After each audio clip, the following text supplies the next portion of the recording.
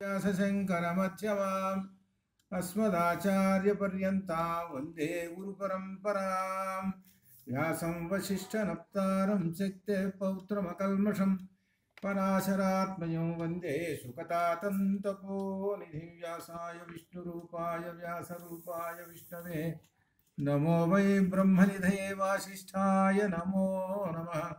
नमो वै ब्रह्मनिधये वासिष्ठाय नमो नमः। अचतुर्वदनो ब्रह्मा द्विबाहुरपरो हरिः अपारलोचनः शम्भुः भगवान् बादरायणः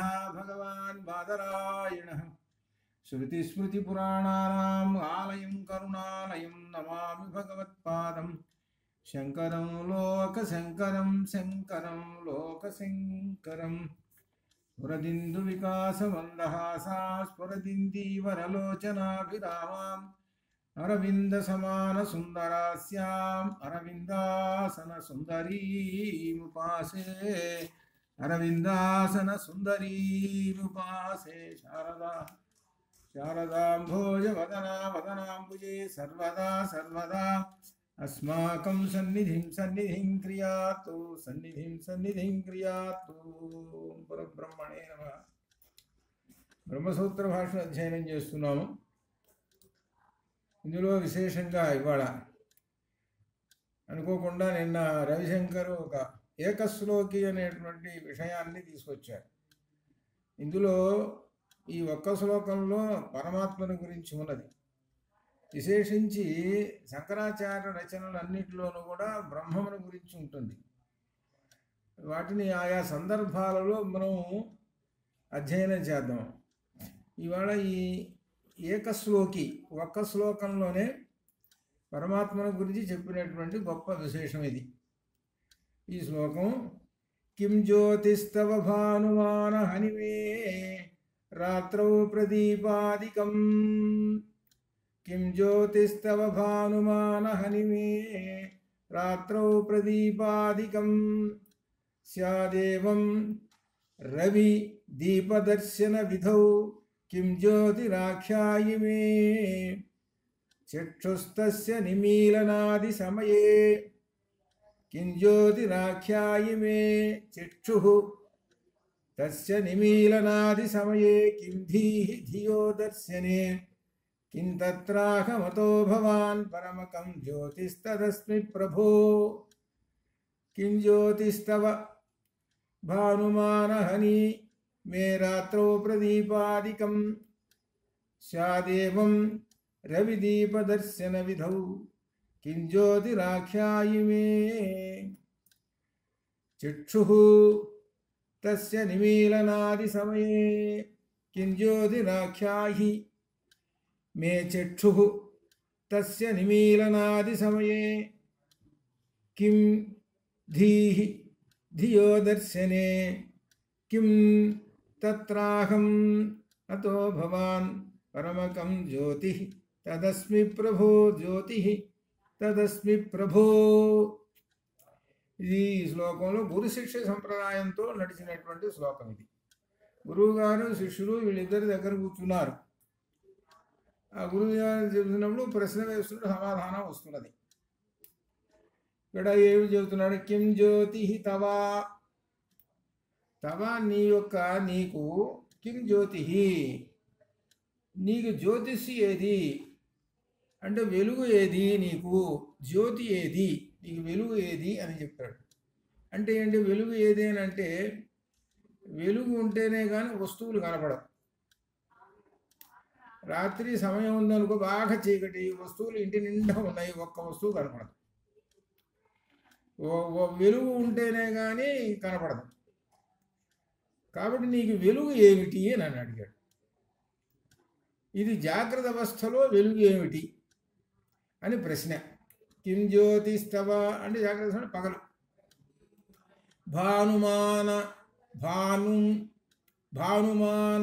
భానుమాన్ అది అక్కడ విడదీసుకోవాలి. భానుమాన్ అహని అది అహని పగలు, పగటిపూట నాకు జ్యోతి భానుమాన్. భానుమాన్ అంటే సూర్యుడు అని. భానుమాన్ అంటే సూర్యుడు అని అర్థం. ఇక్కడ సమాధానం చెప్పేశాడు. నాకు పగలు జ్యోతి ఎవరనగా సూర్యుడు అని చెప్పాడు.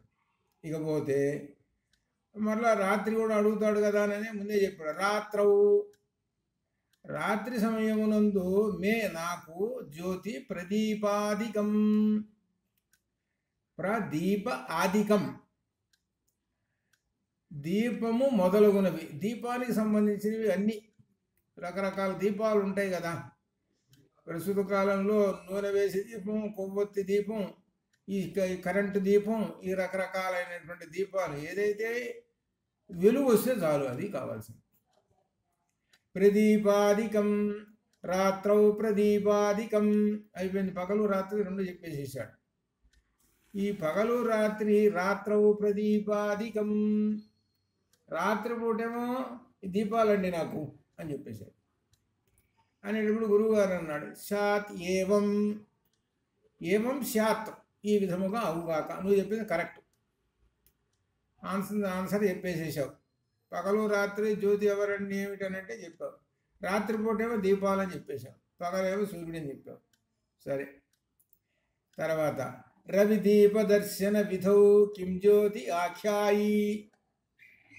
నీవు రవి సూర్యుడు దీప దర్శన, ఈ రెండు సూర్యుడు దీపాలు వలన ఈ జ్యోతి విధి కలుగుతూ ఉన్నది. ఈ జ్యోతి వలన నేను వస్తువులు చూస్తున్నాను అని చెబుతున్నా. మొత్తం మీద నా జీవితంలో ఈ సూర్యుడు దీపముల వలన ఈ వస్తువులు చూస్తున్నాను అని చెప్పాడు. అయితే కిం జ్యోతి ఆఖ్యాయి మే ఆఖ్యాయి అంతవరకు. దానికి ఒక జ్యోతి ఉండాలి, ఆ జ్యోతి ఏమిటి అని చెబుతున్నాడు. దానికి ఆ జ్యోతి ఏమిటి అని చెబుతున్నాడు. ఆ జ్యోతి ఏమిటి అని అంటే మే చక్షు, అది సమాధానం. వీనికి అన్నిటికీ మూలం అంటే ఏమిటి? మే చక్షు. మే చక్షు, మే అంటే నా యొక్క చక్షు కన్ను, నా యొక్క కన్ను, నా యొక్క కన్నే ఇక్కడ జ్యోతి. ఆ కన్ను వలననే ఇవన్నీ దర్శనం చేసుకుంటున్నాను. అందుకనే కన్నులో అక్షిణీ పురుష అనేది వచ్చింది. ఇప్పుడు వస్తుంది కూడా, దాని గురించి కూడా విశేషం. నా కంటి వలన తెలుసుకుంటున్నాను అని చెబుతున్నాడు.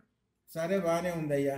కన్ను తెరిచావు కాబట్టి ఆ సూర్యుని వెలుగు వల్ల వస్తువులు, ఆ దీపాల వెలుగు వలన వస్తువులు అన్నిటినీ చూస్తున్నావు, కన్ను తెరిచావు కాబట్టి. తస్య, ఆ కన్ను నిమీలనాది సమయే, నిమీలనాది సమయే, నిమీలనాది అంటే కళ్ళు మూసుకున్నప్పుడు, సమయే ఆ సమయంలో, కిం అప్పుడు జ్యోతి ఏమిటి చెప్తున్నాడు. ఇప్పుడు ప్రశ్న వేస్తున్నాడు. ఎక్కడికి పోతున్నాడో చివరికి ఎక్కడికి పోతున్నాడు చూసుకోండి. కళ్ళు మూసుకొని ఉన్నావు, కళ్ళు తెరుచుకున్నప్పుడు కనబడుతున్నాయి. కళ్ళు మూసుకున్నప్పుడు కిం జ్యోతి అన్నాడు. ఏ జ్యోతి, ఏ వెలుగు వలన దర్శనం చేసుకుంటున్నావు? కళ్ళు మూసుకోవాలన్నా అంటే ధియో ధీహి, ధీహి అది దాని సమాధానం. ధీహి, ధీహి అంటే బుద్ధి. కళ్ళు మూసుకున్నావు, అప్పుడు ఏమిటి జ్యోతి? ధీహి, బుద్ధి. ఈ బుద్ధి అనేటువంటి జ్యోతి అని అన్నాడు. సరే, అయితే ధియో దర్శనే కిం, ధియో దర్శనే కిం, బుద్ధిని గురించి తెలుసుకోవటానికి, చూడటానికి. ధియో దర్శనే అంటే బుద్ధిని దర్శించుకోవటానికి కిం జ్యోతి, ఏది నీకు జ్యోతి అన్నాడు. అయ్యా, నాకు బుద్ధి ఉందండి, కళ్ళు మూసుకున్నా కానీ బుద్ధి ఉంది కాబట్టి అంత క్రితం అంత అలవాటైంది కదా. ఆ చీకట్లో కూడా వెళ్ళి అది ఆ మూల పుస్తకం ఉంది కాబట్టి పుస్తకం తీసుకొస్తాడు. మనకు అనుభవం అయినటువంటిది ఇది. అంటే అప్పుడు చీకటి ఉంది కళ్ళు మూసుకున్నట్టే, లేకపోతే కళ్ళు మూసుకొని చెప్పరా అని అంటుంటారు.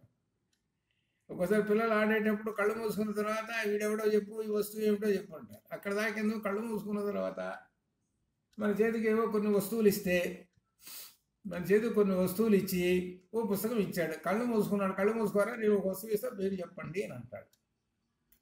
పుస్తకం ఇచ్చాడని ఇది పుస్తకం అంటాడు. అట్లా వస్తువు ఇస్తే చెప్పగలుగుతున్నాడు. అప్పుడు చెప్పగలుగుతున్నాడు అని అంటే ఏమిటి? అప్పుడు బుద్ధి, అది అర్థం. కళ్ళు మూసుకున్నప్పుడు బుద్ధి, ఆ కళ్ళు మూసుకున్నప్పుడు బుద్ధి, ఆ బుద్ధికి దర్శనం ఏమిటి? అది చివరికి ఇక్కడికి వస్తున్న అసలు పాయింట్ మనకు కావాల్సింది ఇది. ఆ బుద్ధికి దర్శనం కింజ్యోతి అని అన్నాడు. అనంటే ఈయన సమాధానం శిష్యుడు తత్ర అహం, తత్రాహం, తత్ర అంటే అక్కడ, అహం నేను, నేనే ఆ జ్యోతిని అని చెప్పాడు. తత్రాహం జ్యోతి.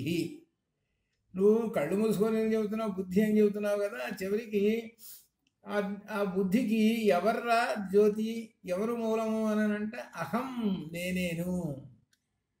కాబట్టి నేననేటువంటి వాడిని ఉన్నాను కనుక ఇవన్నీ చూస్తున్నాను. కళ్ళు మూసుకున్నా కానీ చూస్తున్నాను. నాకు లోపల బుద్ధి ఉంది. ఆ బుద్ధి అనేటువంటిది ఏమిటంటే అహం, నేను, నేనే జ్యోతిని. చివరకు అసలు జ్యోతినే నేను అంటే అర్థం ఏంటి? వరుసగా తీసుకుంటూ పోతే రవి దీపం ఉన్నది. అంతకన్నా మించినటువంటిది ఏమిటయ్యా అని అంటే చక్షుహు. చక్షుహు పైన బుద్ధి. ఆ బుద్ధి పైన ఎవరు అంటే అహం, నేను. నేనన్న తర్వాత అతః, అందువలన ఇక్కడ ఏం చెబుతున్నాడు? భవాన్. భవాన్ అంటే శిష్యుణ్ణి అంటున్నాడు. భవాన్, ఆ శిష్యుణ్ణి భవాన్, నీవు పరమకం జ్యోతి, పరమజ్యోతివి అన్నాడు. పరంజ్యోతివి. కాబట్టి అహం అంటున్నావే, నీవే అసలు జ్యోతివి నీవేను. అసలు జ్యోతివి నేను. అహం అనేవాడు ఉన్నాడు కాబట్టే కదా ఆ రవి వలన ఈ వస్తువులు చూస్తున్నాడు, దీపాల వలన వస్తువులు చూస్తున్నాడు.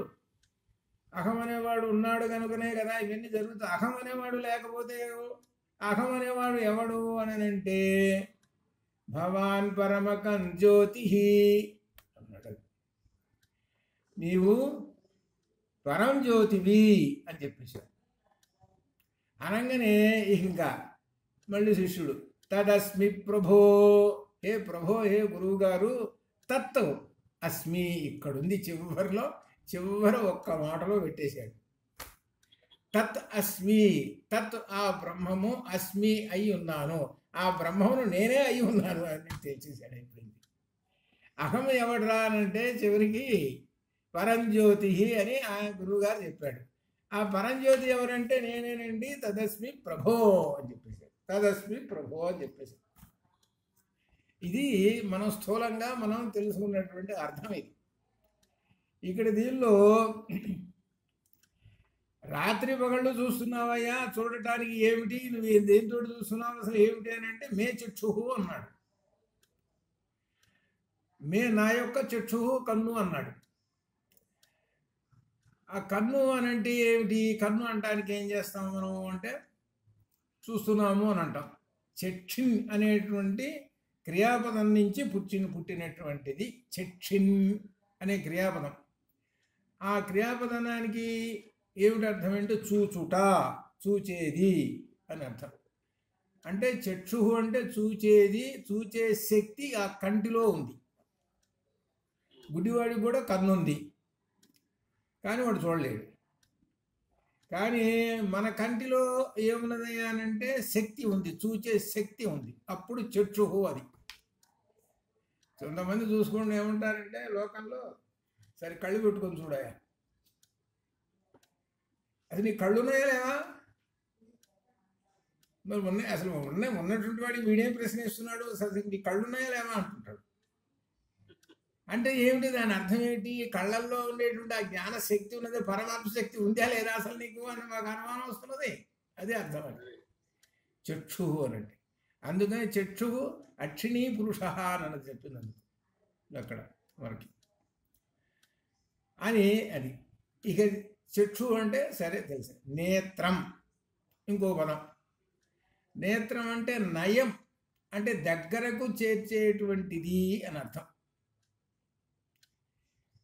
ఇప్పుడు 50 మైళ్ళ దూరంలో ఒక పెద్ద కొండ ఉన్నది. మన ఊరు బయటికి పోయి చూస్తే కొండ కనపడుతుంటుంది. అది మనకి ఎంత 50 మైళ్ళ దూరం ఉంది. అంత దూరంలో ఉన్నటువంటి వస్తువును మనం కంటి ముందుకు తీసుకొచ్చి చూపించి ఇది కొండ అని అనిపిస్తుంది. 50 మైళ్ళ దూరంలో ఉన్న అంత దూరం దృష్టి. సరే, అక్కడ దాకా ఎందుకు?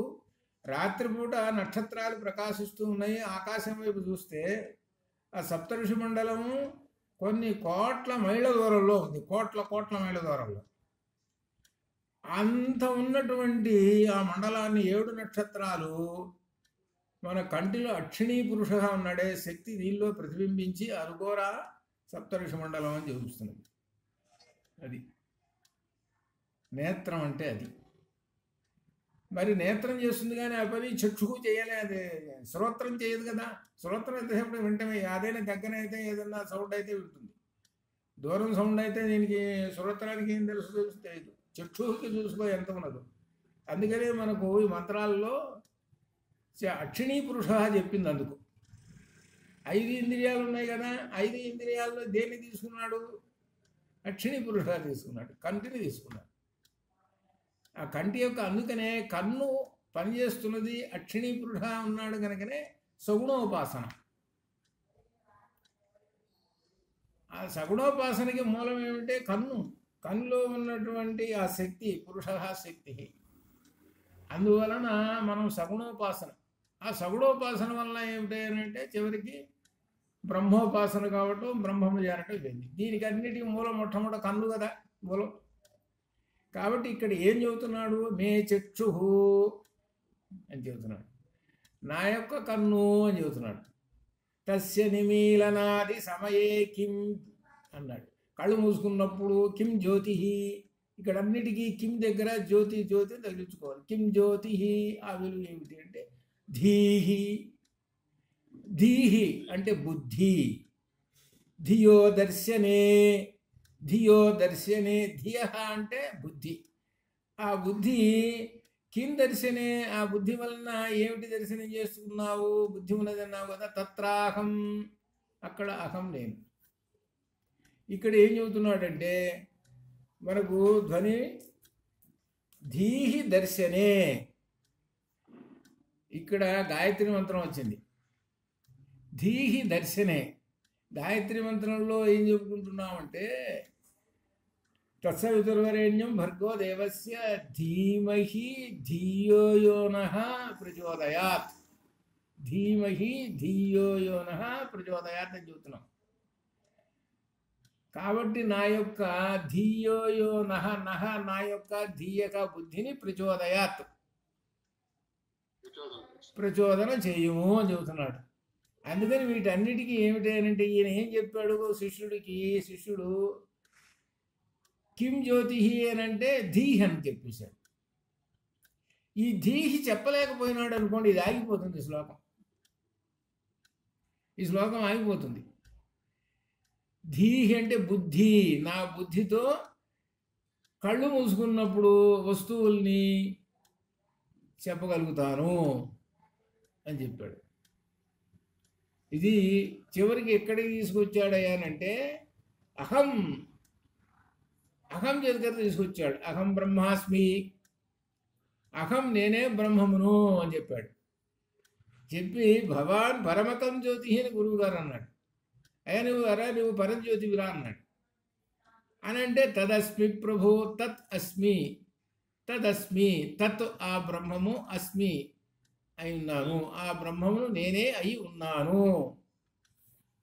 తత్ త్వం అసి అన్నాడు గురువు గారు చివరికి.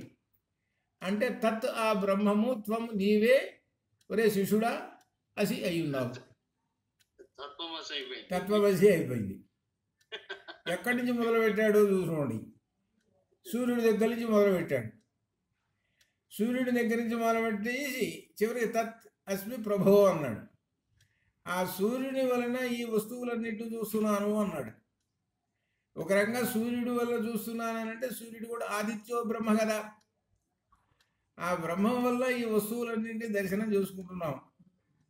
ఆ బ్రహ్మమే ఇదిగో నీలో ఉన్నటువంటి పరంజ్యోతి, తదస్మి ప్రభో అని ఈ సమాధానం ఇది ప్రశ్న జవాబులతోటి ఉన్నటువంటిది. ఈ ఒక్క శ్లోకాన్ని 1 గంట సేపు చెప్పచ్చు. మీరు గుర్తుపెట్టుకోండి. ఎవరికన్నా చెప్పేటప్పుడు ఒక విశేషం ఏంటంటే, మీలో కొంతమంది ఇప్పటికే జ్ఞాన సంపన్నులు అవుతున్నారు. నాకు తెలుసు వాళ్ళెవరో. వాళ్ళు ఏంటంటే ఆ సంపదని పంచిపెట్టండి. ఆ పంచిపెట్టినప్పుడే మీకు ఆ బ్రహ్మం యొక్క అనుగ్రహం. సంపదను పంచిపెట్టకుండా ఉంటే ఒక దోషం ఉంది. అది ఇదివరకు కూడా ఒక ఉదాహరణగా కూడా చెప్పాను.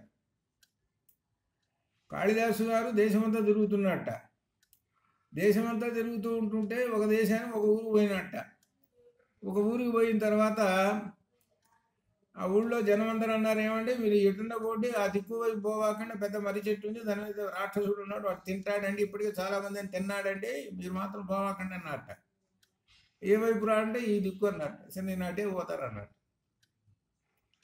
కాళిదాసు గారు ఏదైతే వద్దున్నా నేను అటే పోతాను అన్నట్టు. ఏంటి ఆయనకి ధైర్యం ఏంది అని అంటే, పరంజ్యోతి లోపల ఉంది, ఆయనకి అమ్మవారు లోపల ఉంది. అది అసలు విషయం. చనిపోయినట్టు ఆ మర్రి చెట్టు దగ్గరికి పోగానే పెద్ద మర్రి చెట్టు, ఆ మర్రి చెట్టుకి ఊడలు ఉంటాయి కదా, ఆ ఊడల్లో దూరి ఉన్నాడు వీడు, ఈ రాక్షసుడు.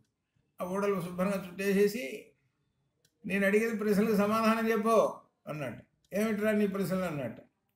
అంటే భాష్యంలో ఉన్న వ్యాకరణ భాష్యంలో ఉన్న ప్రశ్నలు వేశాడు, పాణినీయం భాష్యంలో ఉన్న ప్రశ్నలు వేశాడు.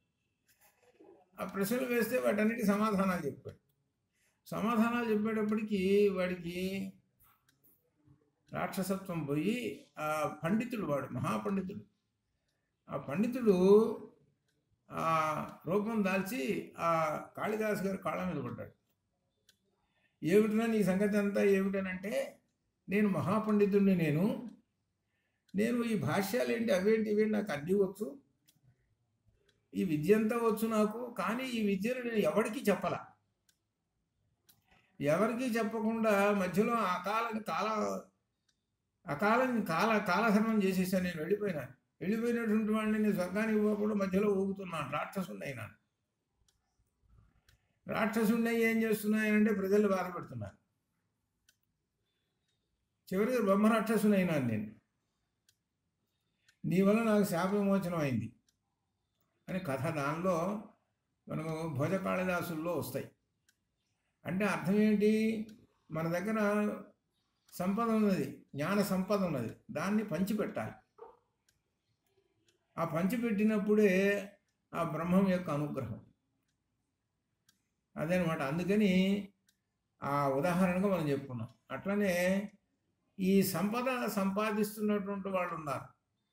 వాళ్ళు ఏ సందర్భంలోనైనా కానీ అవి నా సంపదని పంచిపెట్టేసేస్తుంటే 10 మందికి తెలుస్తుంది. ఎవరైతే వింటారో, ఎవరైతే పొందుతారో ఆ సంపదను, వాళ్ళు జన్మలను తగ్గించుకుంటారు. చాలా జన్మలు ఎప్పుడైతే జ్ఞానం లోపల ప్రవేశిస్తుందో అప్పుడు అనేక జన్మలు అనేటువంటి వాటివి అనేటువంటిది పోతాయి. చాలా అంటే కర్మలన్నీ నశిస్తాయి. తర్వాత ఉత్తమ జన్మ వస్తుంది. జ్ఞానం వలన ఏమిటయ్యా అంటే వచ్చేది ఉత్తమ జన్మ వస్తుంది. అది ఆ ఉత్తమ జన్మ ఏమిటయ్యానంటే, శుచీనా శ్రీమతాంగేహే యోగభ్రష్టోభిజాయతే గీతలో చెప్పాడు. ఆ ఉత్తమ జన్మ అంటే ఏమిటంటే, శంకరాచార్య స్వామి వారు జన్మించాడు, ఉత్తమమైన కుటుంబంలో జన్మించాడు. దానిలో మనకి శంకర విజయంలో వస్తుంది. అది బ్రహ్మజ్ఞానమైనట్టు సంపన్న ఉత్తమ కుటుంబం, దానిలో జన్మిస్తారు. జన్మించినటువంటి వాళ్ళు గొప్ప లోకానికి మార్గదర్శకులు అవుతారు. అదనమాట. అది గొప్ప విశేషం, జ్ఞానం వలన అనమాట అది.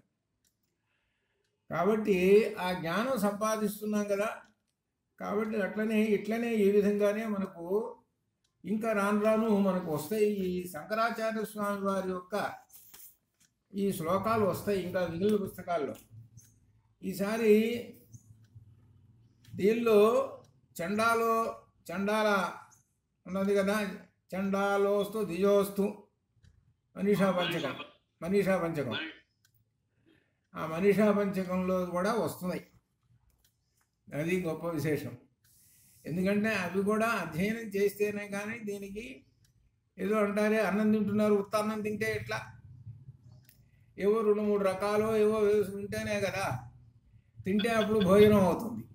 లేదా ఉత్త అన్నం తింటున్నాడు అనుకోండి, కాదు కదా. అది ఇందులో ఉన్న విశేషం. అది అంతవరకు మనం చెప్పుకున్నాము. ఇకపోతే మనము ఇక గ్రంథంలోకి వెళ్ళిపోతే ఇందులో విశేషమైనటువంటిది దఖరాకాశము, దఖర దర్శనం అధ్యయనం చేశాము. ఈ దఖర దర్శనం అనేటువంటి ఉపాసన అంటే మన దఖరం అంటే అణుమాత్రము, అంటే సూక్ష్మములో ఉన్నాడు పరమాత్మ మన హృదయంలో తెలుసుకోండి అని చెబుతున్నారు. మన హృదయంలోనే ఉన్నాడు. ఎక్కడెక్కడో పరిగెత్తుతుంటారు. ఆ భూమిలో నిధి ఉంది. ఆ నిధి ఉన్నది, నువ్వు అక్కడే తిరుగుతున్నావు, భూమి మీదనే తిరుగుతున్నావు. భూమి మీదనే ఉపరి ఉపరి చరతి, పై పైనే భూమి మీద తిరుగుతున్నావు. దాన్ని నీ కాళ్ళ కిందనే ఉంది ఆ నిధి, బ్రహ్మనిధి. ఆ నిధిని నీవు తెలుసుకోరా అని చెబుతున్నాడు. నువ్వు ఎక్కడికో వెళితే ఎక్కడో ఉంది నిధి అని అనుకుంటున్నావు. బ్రహ్మలోకంలోకి పోతే బ్రహ్మలోకం అక్కడ నిధి ఉంది, విష్ణులోకం పోతే అక్కడ నిధి ఉంది అని అనుకుంటున్నావేమో. ఆ బ్రహ్మ ఉన్నాడు, బ్రహ్మ నీలోనే ఉన్నాడు. అదేగా మనకి దీనిలో చెప్పింది ఇప్పుడున్నటువంటి శ్లోకంలో. చివరికి తదస్మి ప్రభు అన్నాడు. అనగా శిష్యుడు గ్రహించేసేసాడు, నాలోనే ఉన్నాడు తత్ ఆ బ్రహ్మము అన్నాడు. కాబట్టి నేను బ్రహ్మమును నేనేను అని చెప్పేశాడు చివరికి సమాధానం. అట్లనే బ్రహ్మమును నేనేను అని చెప్పేశాడు. అట్లనే బ్రహ్మము నీలోనే ఉన్నాడు. కాబట్టి బ్రహ్మమును తెలుసుకో, ఆ బ్రహ్మము సూక్ష్మము అని చెప్పాడు. ఆ సూక్ష్మమైనటువంటిది దహరాకాశము, సూక్ష్మమైన ఆకాశము ఉన్నది నీ యొక్క హృదయ పద్మంలో. ఆ పద్మంలో అణువంత దానిలో అణువంత ఉన్నాడు. అసలంతా ఉన్నదంతా ఏమిటి? దహరాకాశంలో, ఈ హృదయ పద్మంలో అణువంత దహరాకాశం ఉన్నది. దానిలో అణువంత ఉన్నాడు ఈయన, అణువులో అణువంత ఉన్నాడు. కాబట్టి దాన్ని దర్శించాలంటే అంత తేలికైనటువంటి మాట ఇది. అది దాన్ని దర్శించాలంటే, పరమాత్మని దర్శించాలంటే నీవు ఎంతటి కృషి చేయాలి? నీ మనస్సును, నీ ఇంద్రియాలను ముందు దారిలో పెట్టాలి. అందుకనే దీనిలో కఠోపనిషత్తులో ఆత్మానో రథినం విద్ధి మనఃప్రగ్రహమే విచార బుద్ధింతు సారథం విద్ధి అని చెప్పాడు. ఇవి అర్థం చేసుకొని మన శరీరం అనే రథాన్ని బుద్ధి అనే సారథి, ధీహి ఇందాకొచ్చింది ధీహి బుద్ధి అనే సారథి ఆ మార్గాన్ని ప్రచోదనం చేస్తూ ఉంటాడు. ఆ మార్గం ఎక్కడికి వెళ్ళాలి, మార్గం అనేటువంటిది, మార్గం ఏంటి? పరమాత్మ దగ్గరికి వెళ్ళే మార్గాన్ని ప్రచోదనం చేస్తూ ఉంటుంటాడు, కనుక్కుంటూ ఉంటుంటాడు అనమాట. ఆ ధీహి బుద్ధి చేత తెలుసుకొని వెళ్ళిపోతూ ఉంటుంటాడు. కాబట్టి ఆ ధీహి, ఆ బుద్ధిని ఉపయోగిస్తే మన హృదయ పద్మంలో ఉన్నటువంటి ఆ పరమాత్మను దర్శనం చేయవచ్చును. ఆ హృదయం అనే పద్మంలో ఒక పద్మాన్నే వేష్మ అన్నారు. వేష్మ అంటే భవనం, అందులో కూర్చొని ఉన్నాడు. దీన్నే మనకు సూక్ష్మంగా మంత్రపుష్పంలో చెబుతారు. అది అని దఖరాకాశంలో చెప్పాడు ఇది. కాబట్టి హృదయంలో ఉన్న ఆకాశమును, అందుకని ధ్యాన యోగం చేత మనకి ఇందులో ఇది 6లో ఇది ఆత్మ సంయమ యోగం గీతలో యథా దీపో నవాతస్థే నేగతే, అక్కడ యథా దీపో దివాతస్థే, ఆ దీపం అక్కడ పెట్టాము. బాగా గాలి ఉంటే ఆరిపోతుంది, గాలి బాగా కొడుతుంటే ఆరిపోతుంది. అది నిశ్చలంగా ఉంది, గాలి లేదు, ఆ ఆర్పేసే పెద్ద గాలి లేదు, నిశ్చలంగా ఉంది. అంటే ఏమాత్రం కదలకుండా ఆ దీపం వెలుగుతున్నది. ఆ దీపం ఎలా అయితే వెలుగుతున్నదో ఆ దీపం మాదిరిగానే మన బుద్ధిలో ఉన్నటువంటి ఆ పరమాత్మను దర్శనం చేసుకోమని చెబుతాడు. అది దీపం ముందు కూర్చోవటం అంటే. అది దీపం ఇలా ఉంటుందిగా, మీకు గుర్తుంది, ఒక్కసారి ఆకారం కూడా గుర్తు చేసుకుంటే ఆకారంలాగా ఆ ఆకారాన్ని మనం ధ్యానం చేస్తూ ఉంటుంటే అది అర్థం. అందువలన ధ్యానం చేస్తూ ఉండాలి బ్రహ్మమును. ఆ దీపమే బ్రహ్మము, పరంజ్యోతి, ఆ వెలుగు. అలా ఉపాసన, దహరోపాసన చేస్తూ ఉండాలి అన్నాడు. చివరికి ఏం చెబుతున్నానంటే ఆ దహనంలో ఉన్నటువంటిది బ్రహ్మము కానీ జీవాత్మ కాదు అని చివరికి చెప్పేశారు. జీవాత్మకు తీసుకుంటుంటాడు వాడు, ఎప్పుడు ఉపాధులు తీసుకుంటుంటాడు. బ్రహ్మమునకున్న లక్షణాలు లేవు. బ్రహ్మమునకు అపఘత పాపమా అని పాపాలు లేవు. ఈ జీవాత్మకు ఎప్పుడు పాపాలే. వీడు పాపాలు ఉండబట్టేగా వీడు పుడుతున్నది. ఆ బ్రహ్మానికి అజరహ, వార్ధక్యం లేదు, వీడికి వార్ధక్యం ఉంది కదా. ఆ బ్రహ్మానికి విశోక, దుఃఖం లేదు, వీడికి దుఃఖం ఉందిగా. ఇట్లా చెప్పుకుంటూ ఆపోజిట్గా ఉంటాయి, ఆపోజిట్గా. అందుకనే మన రెండు పక్షులు దానిలో ఆపోజిట్గా ఉంటాయి. రెండు ఒక రకంగా ఉన్నా కానీ వాడు తింటున్నాడు, వీడి తింటలేదు.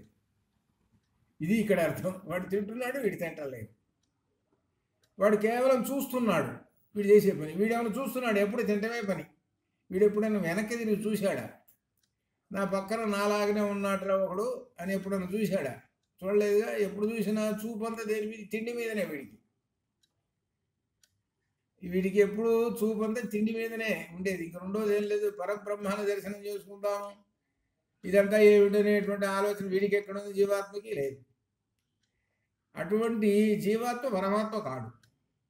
అందుకనే శంకరులు వారు ఏం చెబుతారంటే, మనలో జీవాత్మ ఇట్లా ఉందండి వీడి పరిస్థితి. కాబట్టి ఆయన రచనలన్నీ కూడా అంతర్దృష్టితో ఉంటాయి, అది తెలుసుకోండి అంటాడండి. మీరు అంతర్హృదయం అయ్యి లోపల ఉన్న బ్రహ్మాన్ని దర్శించండి, అది చెబుతున్నాడు.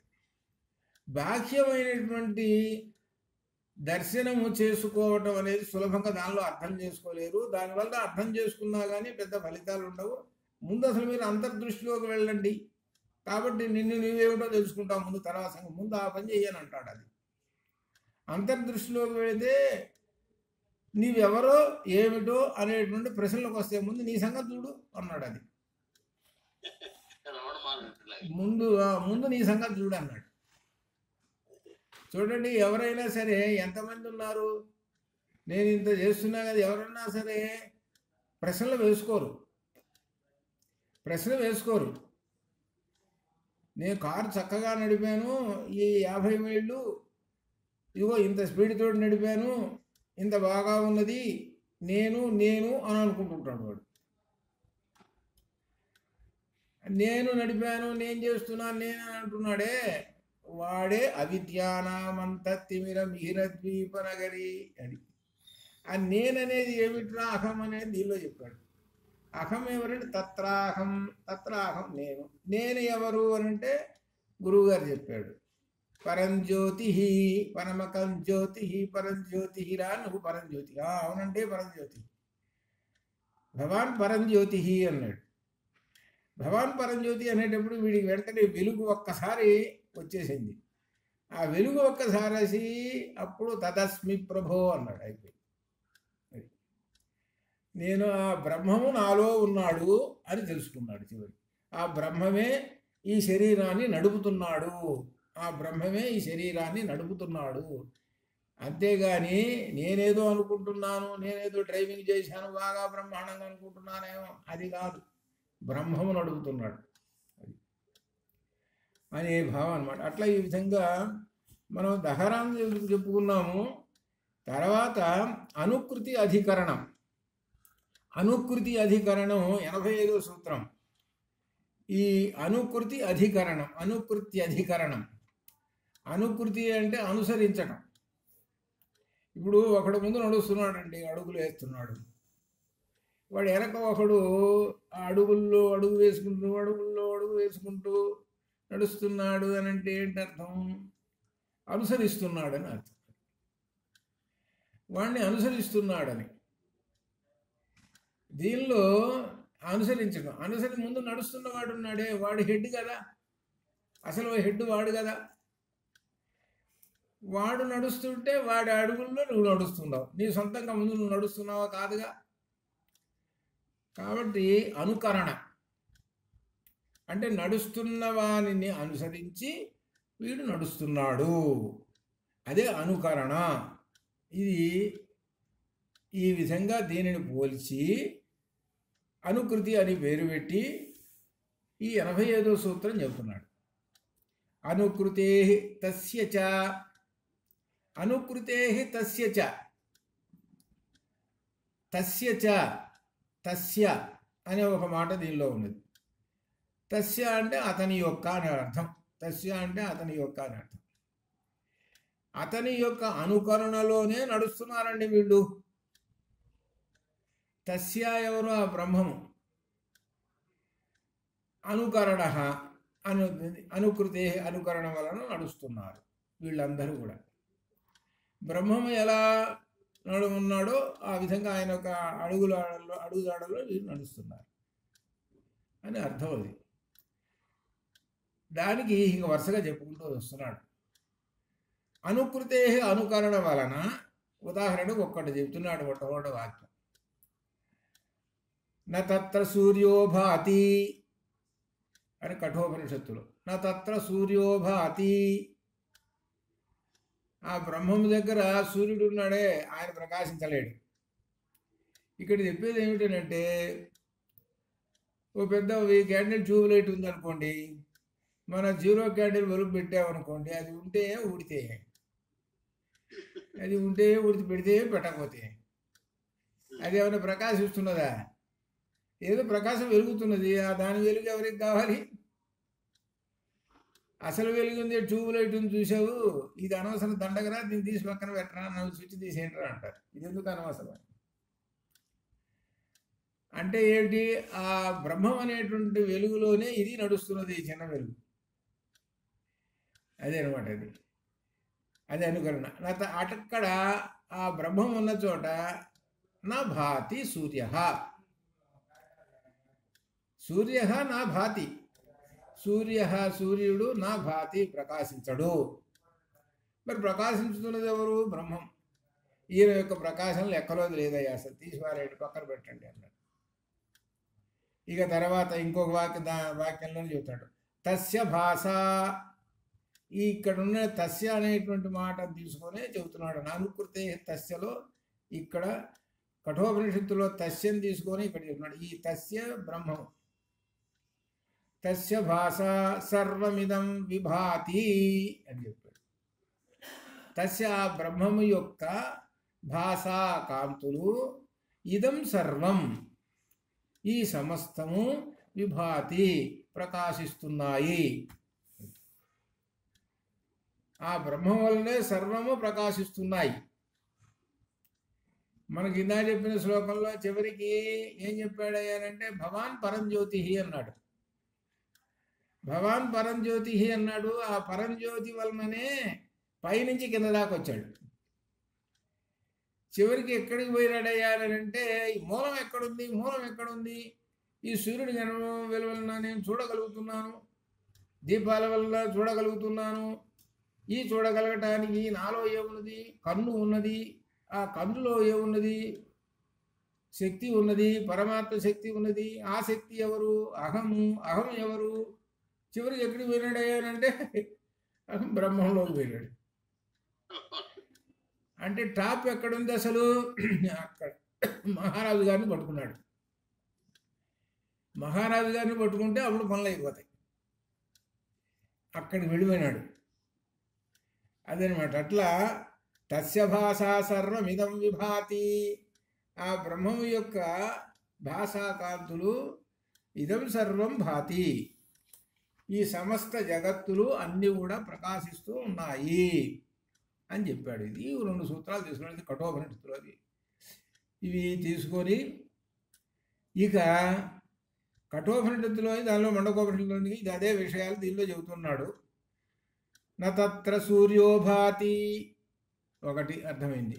న చంద్ర తారకం, చంద్రుడు నక్షత్రాలు కూడా ప్రకాశించలేవు. ప్రకాశించలేవు అంటే దాని అర్థం కాదు, వాటి కాంతి అవసరం లేదు, ఆ బ్రహ్మము కాంతిలో కలిసిపోయినాయి అని అర్థం. చూస్తుంటుంటే ఇదేమన్నా ప్రకాశిస్తున్నది అంటే ఏముందా, ప్రకాశిస్తున్నది ఎవరంటే మన దృష్టి అంతా ట్యూబ్లైట్ మీద, వెయ్యి క్యాండిల్ ట్యూబ్లైట్ మీద ఉంది. అది నేమ నా ఇమా విద్యుతో భాంతి, ఇమా విద్యుత విద్యుత్తు మెరుపులు, నా భాతి అవి కూడా ప్రకాశించలేవు. ఇకపోతే కుతోయం అగ్ని, అగ్ని గురించి ఇంకా చెప్పే పని ఉంది, ఇవే ప్రకాశించలేవు, ఇక అగ్ని ఇంకేం ప్రకాశిస్తుంది అని చెప్పాడు అని కఠోపనిషత్తులు. అంటే అర్థం ఏమిటి, గొప్ప తేజస్సు భాతి కాంతి ఎవరనగా బ్రహ్మము అని చెప్పటం. అది ఆ బ్రహ్మమును అనుసరించే ఇవన్నీ పోతూ ఉంటాయి. బ్రహ్మం ముందు నడుస్తుంటే ఇవన్నీ నడుస్తున్నాయి, అదే అర్థం. ఇక ముండకోపనిషత్తులో తమేవ భాంతం అనుభాతి సర్వం, సర్వం ఈ సమస్తం కూడా తం ఏవ ఆ బ్రహ్మము వలననే అనుభాతి భాంతం ఆ సమస్తము ఆ బ్రహ్మ వలనే ప్రకాశిస్తూ ఉన్నాయి.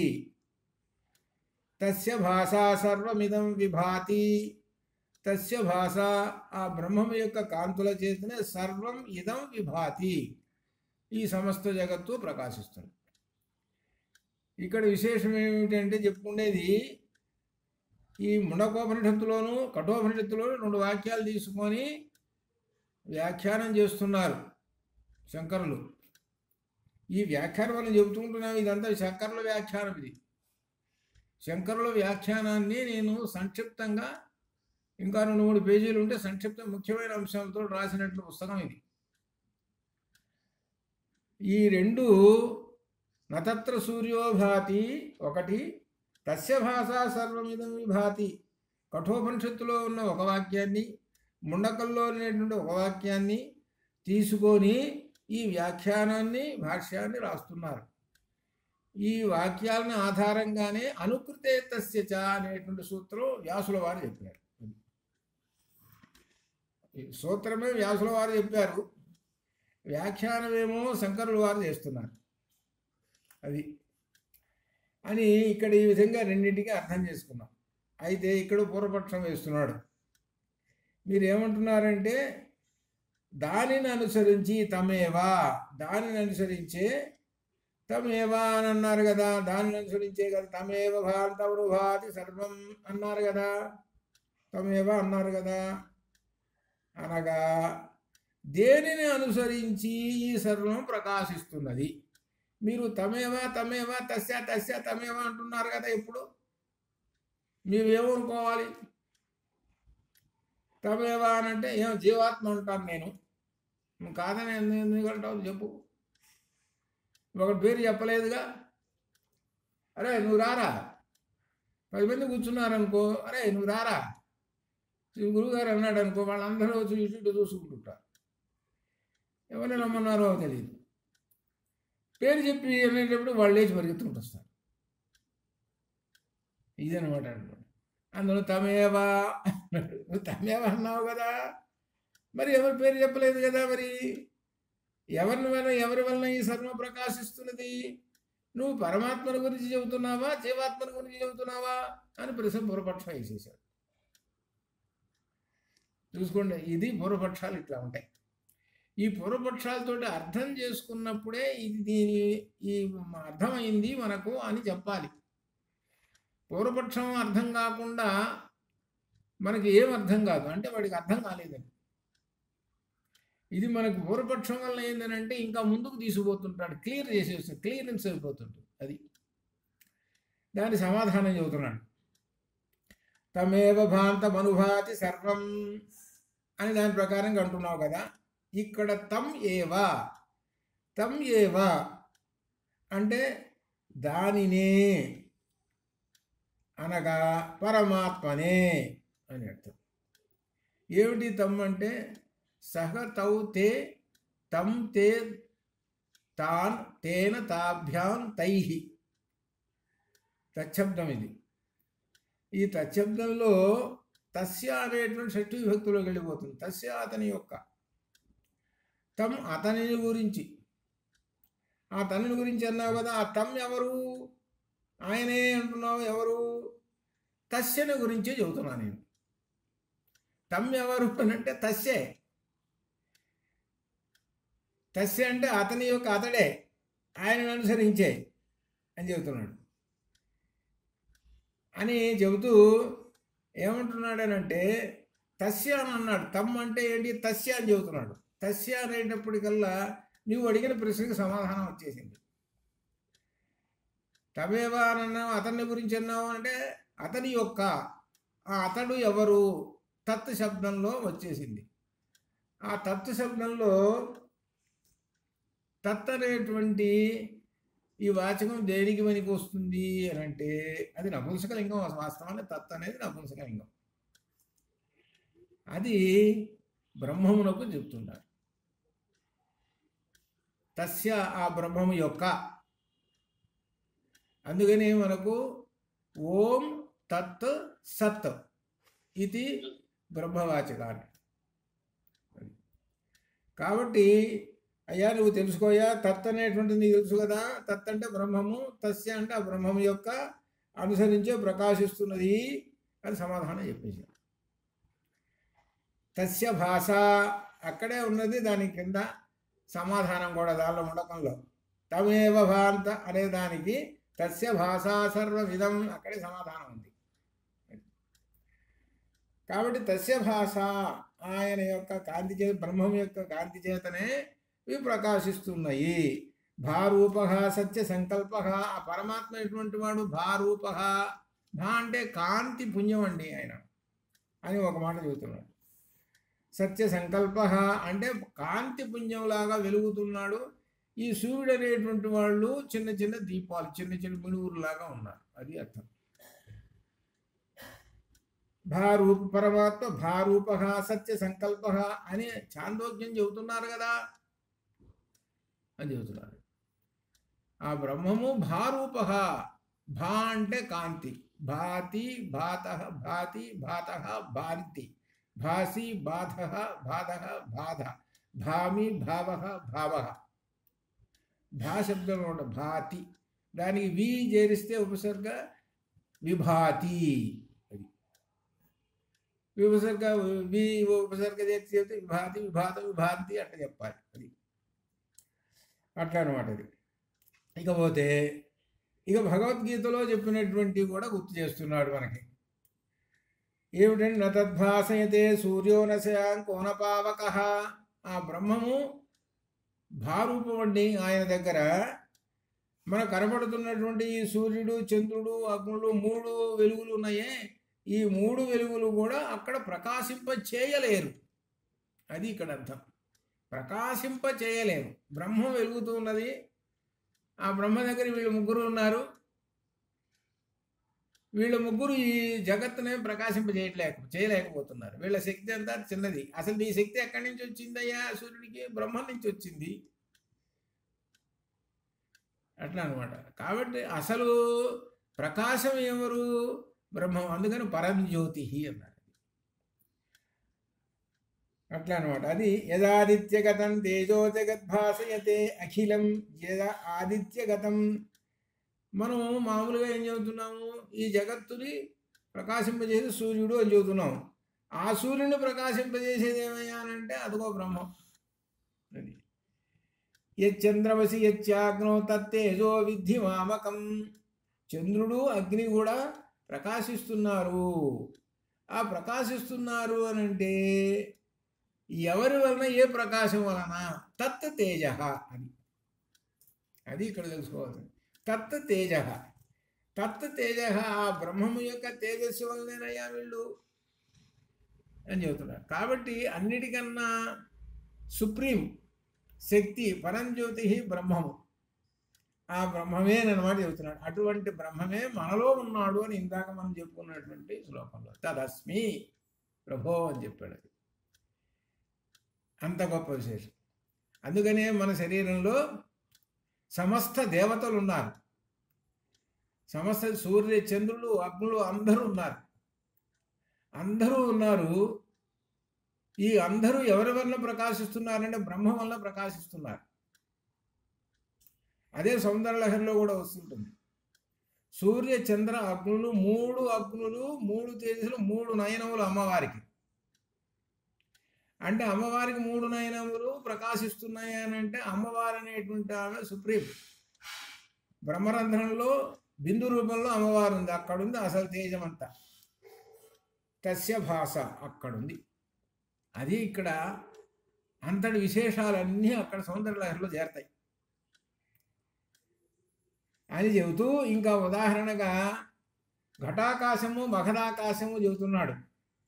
ఘటాదులలో ఉండే ఆకాశము ఘటాదులను అనుకరిస్తుంది. అంటే కుండ ఉన్నది, ఆ కుండలో ఆకాశం. కుండ అంటే గుండ్రంగా ఇంత ఎత్తున ఎంతో ఉంటుంది. అది ఆకాశం కూడా అట్లా నిండిపోయి ఉంటుంది. అంటే మనం గ్లాసులో పాలు పోసాము, పాలు పోస్తే ఆ పాలు ఆ గ్లాసు ఆకారం దాలుస్తుంది, అంతే కదా. కరెక్ట్గా ఆకాశం అది ఆ గ్లాసులో పాలు కరెక్ట్గా ఎట్లయితే ఉందో అట్లా.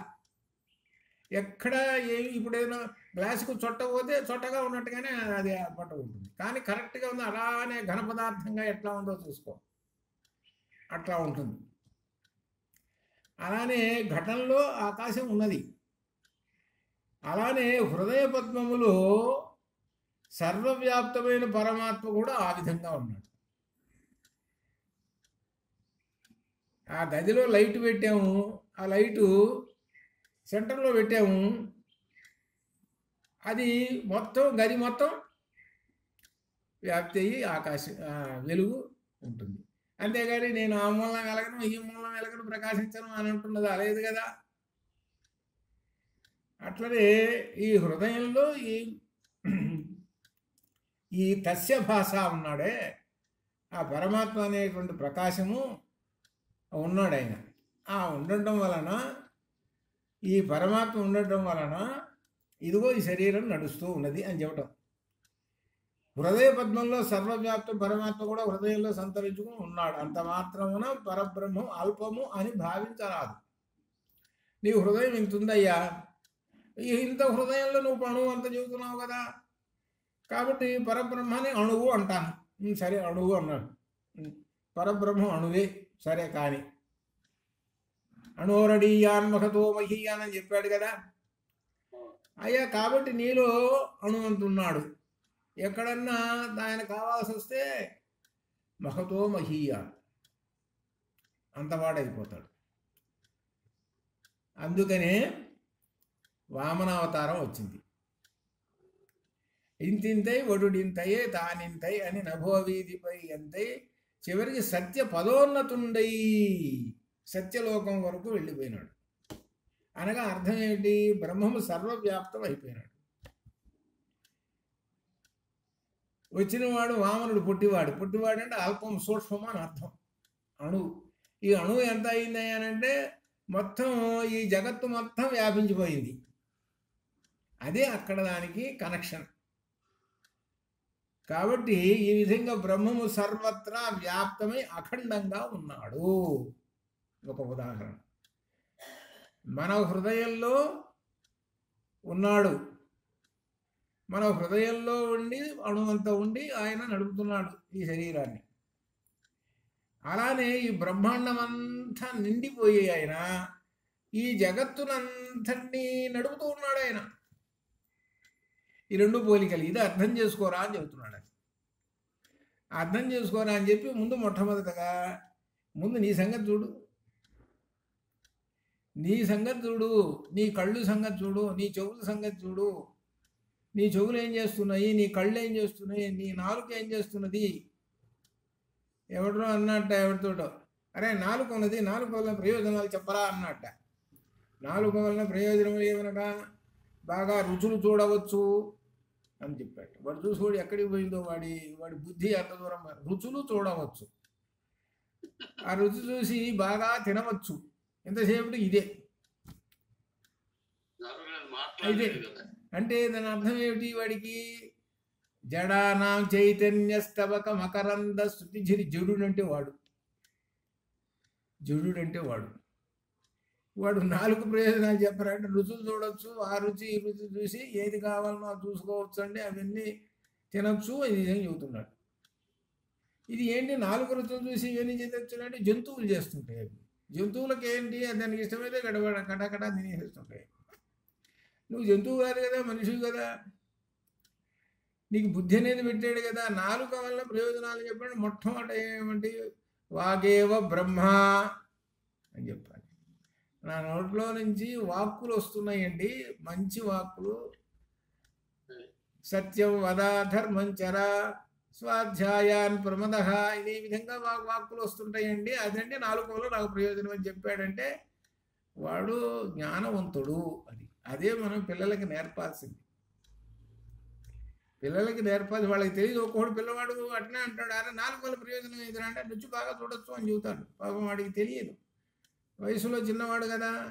కాబట్టి వాడిని అన్వేషణలో పెట్టాలి. కాదురా, ముఖ్యంగా నువ్వు పద్యాలు అప్పచెబుతున్నావు, చదువుతున్నావు, ఇవన్నీ ఏమిటనుకున్నావు, అది ఇంపార్టెంటు అనేటువంటి చెబితే వాడు నెమ్మదిగా పక్కదారి పోకుండా లైన్ రైట్ రూట్లోకి నెమ్మది తిరుగుతాడు వాడు. అట్లా అనమాట. అట్లా ఈ విధంగా మనము ఈ విధంగా అనుకృతి అధికరణాన్ని అధ్యయనం చేస్తున్నాము. రేపు ఇంకొక సూత్రం ఉంది. ఆ తర్వాత ప్రమితాధికరణం వస్తున్నది. ఇది చాలా గొప్పది. ప్రమితాధికరణం ఒక్కటే, ఇది ఒక్కటే కాదు, ఇంకా 2-3 సూత్రాలు ఉన్నాయి ప్రమితాధికరణంలో. దీనిలో విశేషం రేపు చెబుతా. ప్రమితాధికరణంలో, ఈ ప్రమితాధికరణంలో విశేషం చెబుతాను. నా భగవద్గీత కొత్తగా మీకు వచ్చింది కదా, మీకు మీ దగ్గరకు వచ్చింది కదా, దానిలో మా మిత్రుడు ఉన్నాడు సృష్టి లక్ష్మీ ప్రసన్నాంజనేయ శర్మ. ఒకసారి వాడు ఏం రాశాడో ఒకసారి చదవండి. వాడు పెద్ద ఉద్యోగం దాంట్లో ఏంటంటే ఈ పిహెచ్డి చేసేవాళ్ళకి ప్రొఫెసర్, అదే అనమాట. ఇట్లా నా మాదిరిగా క్లాసులు చెబుతుంటాడు. ఎక్కువ జర్మనీ, జపాను ఇటువంటి వాటికి క్లాసులు చెబుతుంటాడు. అదే అనమాట. అది ఏం రాశాడో ఒకసారి చూడండి. ఆయన ఒకసారి చూసిన తర్వాత నేను ఒక విశేషం చెప్తా, ఇది ప్రమితాధికరణం వచ్చిన తర్వాత. అదే అనమాట. శుభం భయాత్. ఓం పూర్ణమదః పూర్ణమిదం పూర్ణాత్ పూర్ణముదచ్యతే పూర్ణస్య పూర్ణమాదాయ పూర్ణమేవావశిష్యతే. అసతోమా సద్గమయ తమసోమా జ్యోతిర్గమయ మృత్యోర్మామృతంగమయ. ఓం శాంతి శాంతి శాంతి. శుభం భవతు. ధన్యవాదాలు గురువు గారు.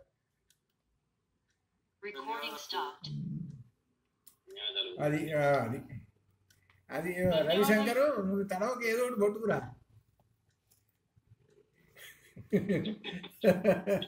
తడవకి ఏదో ఒకటి పట్టుకొస్తే ఉన్నవా. ఎందుకంటే ఒక మార్గదర్శి కదా నువ్వు. తడవకోటి ఏదో ఒకటి పట్టుకొస్తే దాన్ని మనం ఒకసారి చరవడం చేద్దాం. చరవడం అంటే నీకు అర్థం తెలిసి ఉంటుంది, మన వాళ్ళందరికీ తెలిసి.